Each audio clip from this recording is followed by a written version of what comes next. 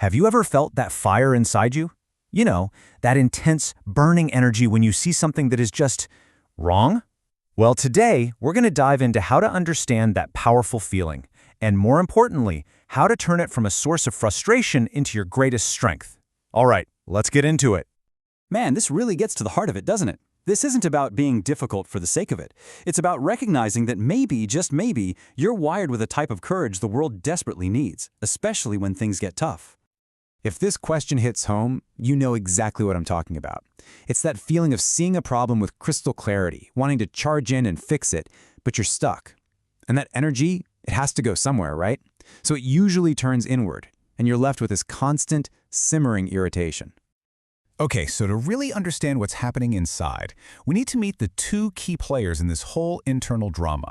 Just think of them as two distinct parts of you, your inner challenger and your inner warrior.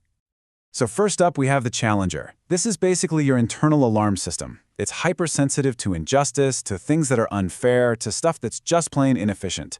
It's that voice inside that says, hey, this is not okay. It's not about being negative. It's about having a really finely tuned radar for what's broken. And then you've got the warrior. This is the part of you that acts. When everyone else freezes up, the warrior steps forward. It's fueled by this powerful do-or-die drive to protect, to fix things, and to win. This is your inner protector, the one who shows up when the stakes are high. So here's where it all clicks. Your suffering, that frustration, that feeling of being powerless, it comes from a very specific mismatch. Your challenger sees the problem loud and clear. The alarm is blaring. But your warrior, the part that's designed to take action, is blocked. It's held back. It's silenced. And that trapped energy is the real source of the pain. Let's make this real with a quick story. Let's talk about a guy we'll call Rahul, the silent volcano. He's in a workplace where, frankly, standards are a joke. Deadlines are missed, reports are faked, and his challenger is just going off the charts every single day. You can almost hear what's going on in his head, right? His challenger is screaming, "This is wrong. Why isn't anyone doing anything?" But at the same time, fear and this desire to just not rock the boat are locking his warrior in a cage. He sees the fight, but he talks himself out of it. And what's the result of that? Well, all of that powerful do-or-die energy has nowhere to go. It doesn't just vanish, it implodes. It turns inward. He becomes this volcano of frustration, getting irritated by tiny little things, because the one big thing is being ignored. And this right here, this is the diagnosis. See, the problem isn't that Rahul feels angry. The problem is that his detection system is working perfectly, but his action system is completely shut down. That's the dynamic we've got to break.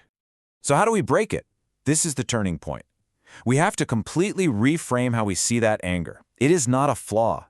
It is not a bug in your system. It's a feature. It's actually a guidance system, like a compass, pointing you directly toward what you value most.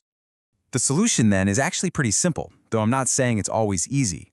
You have to stop trying to push the anger down. Stop trying to be more calm or more zen. The real cure is to give that incredible energy a job to do. Give it a direction to move in. And you can start this process right now with 3 really powerful questions. First, get super specific. What is actually wrong here? Then, get real. What is truly within my power to change? And finally, get strategic. Where can I put my energy so it will actually make a difference? Okay, so let's get tactical. We're going to walk through a 5-step battle plan to take that raw signal from your challenger and turn it into the focused, effective action of your warrior. So here they are, the 5 steps. First, we're going to name your anger. Second, separate control. Third, and this is a big one, choose your battle. Fourth, train for discipline, not for rage. And finally, number 5, accept your nature. Let's start with step 1. Name your anger. The action is super simple. Write it down. What are the specific situations, behaviors, or systems that just make you instantly see red? Now, the biggest obstacle here is usually shame. We're taught that anger is bad, but the solution is to reframe it. This anger is just a signal. It's not a sin. It's a flashing neon sign pointing directly at what you care about. It literally reveals your deepest values. All right, step 2, separate control.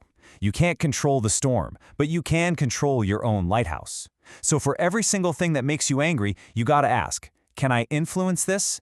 Can I change it? Or can I get away from it?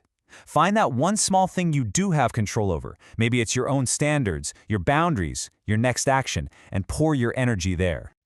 Step 3 is absolutely critical. Choose your battle. Your warrior energy is like a precious high-octane fuel. You can burn it all up on petty conflicts, stupid ego fights, or arguing with strangers online. Or you can invest it where it actually matters, protecting people who need it, fixing real problems, and upholding standards you believe in. Now for step 4. Train discipline, not rage. Look, an out-of-control warrior is just a liability. The goal isn't just to be powerful, it's to be effective. You can channel this energy in healthy ways, through physical training or just by building rock-solid daily routines. The key is to shift your mindset. You're not a raging berserker, you're a professional soldier, precise, controlled, and incredibly powerful.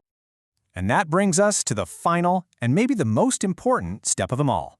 Accept your nature. After you've done all the other steps, this is the one that locks everything into place. This is the foundation that all your real power is built on. Just look at this comparison. Maybe, just maybe, you're not designed for slow, patient, politically delicate situations. And you know what? That is 100% okay. You are built for something else. You are designed for high-stakes environments, for making quick decisions, for protecting and correcting. You actually thrive when the pressure is on. The moment you truly accept this about yourself, everything changes. The internal war just stops. All of that energy you were wasting trying to fight yourself, trying to be someone you're not, is suddenly free. And you can finally point all of it outward, toward building the future that you actually want to live in.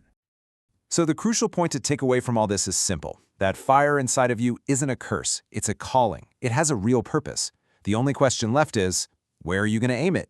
What injustice, big or small, will you choose to correct?